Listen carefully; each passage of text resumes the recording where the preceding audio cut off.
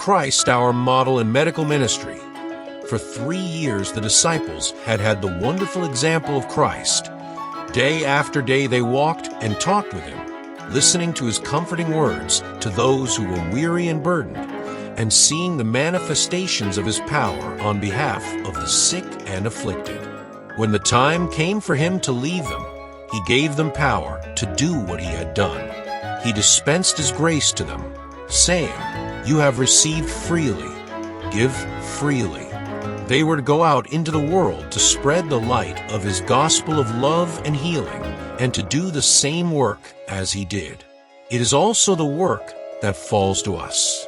We must, with sympathy and compassion, help those in need, seek to alleviate the misfortunes of humanity.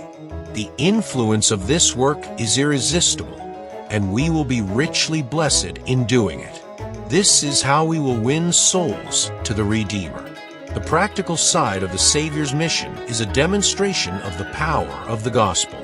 This work requires a laborious effort on our part, but is worth it, for it is through it that the souls that perish are saved. Through his influence, men and women will be brought to the cross of Calvary. Man has a body to save, as well as a soul.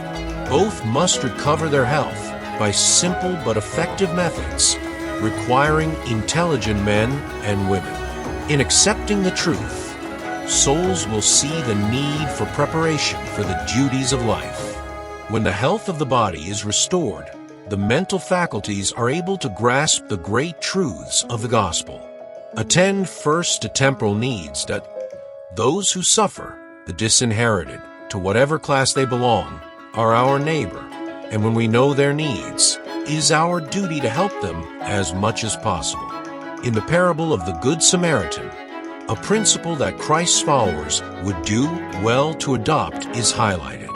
Attend first to temporal needs, relieve physical miseries, and the way of hearts will be opened. Then you will be able to sow the good seed of virtue and religion. A world to save. Let us not lose sight of the fact that there is a world to be saved, and that we must participate in this great work as co-workers with Christ. He is the head. We are his right hand. He desires that through missionary medical work, we should relieve the oppressed of the heavy burden under which they succumb. Do not close your eyes to the miseries that surround you, nor your ears to the cries of distress that never cease to rise to heaven. Christ is the greatest missionary the world has ever known. He has come to lift up and encourage the afflicted and the distressed. It is to this task that he invites us.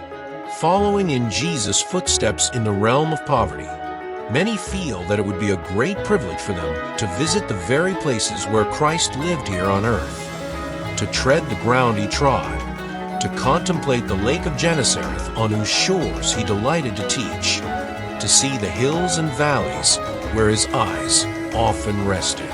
But you don't have to go to Nazareth, Capernaum, or Bethany to follow in Jesus' footsteps. We find them at the bedside of the sick, in the hut of the poor, in the populous streets of the great cities, wherever there are hearts to console.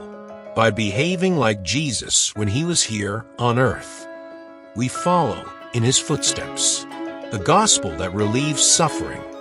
The medical missionary work brings to humanity the good news that relieves suffering.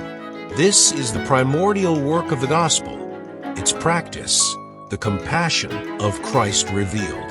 This work is most necessary, and the world is very sensitive to it. The Lord assures us that its importance will be understood, and that new fields of work will immediately open up before it. Begin in your neighborhood. As a reformer, they, God's people, must walk in the light. However, medical work would open many doors before him. It is not necessary to be called to some distant country to do good to one's fellow men. Wherever you are, you can get started right away. There are many opportunities available to you. First of all, do the work that needs to be done in your home and in your surroundings. Go to work in the fear of God, remembering that you are responsible to the one who died for you. Act as if Christ is personally calling you to do all you can in His service. Don't worry about whether others are willing to do it. If you are truly consecrated, the Lord will employ you to bring to the truth other souls who, in their turn, will impart light to a crowd of people still groping in the darkness. All of them can be useful. Some will say, by way of apology, my duties, my children require my time, and my means. Parents, your children should help you to increase your strength and abilities tenfold in the service of Master. They are the youngest members of God's family. Encourage them to consecrate themselves to the Lord to whom they belong by right of creation and redemption. Let them know that all the energies of body, mind, and soul belong to the Divine Master. Let them learn to serve in the different branches of the work. Everyone must do his best. The Lord desires that every worker do his best. Those who have not had professional training in one of our medical institutions may think that they can do very little. But my dear brethren, remember that in the parable of the talents, Christ does not represent all the servants as having received the same number.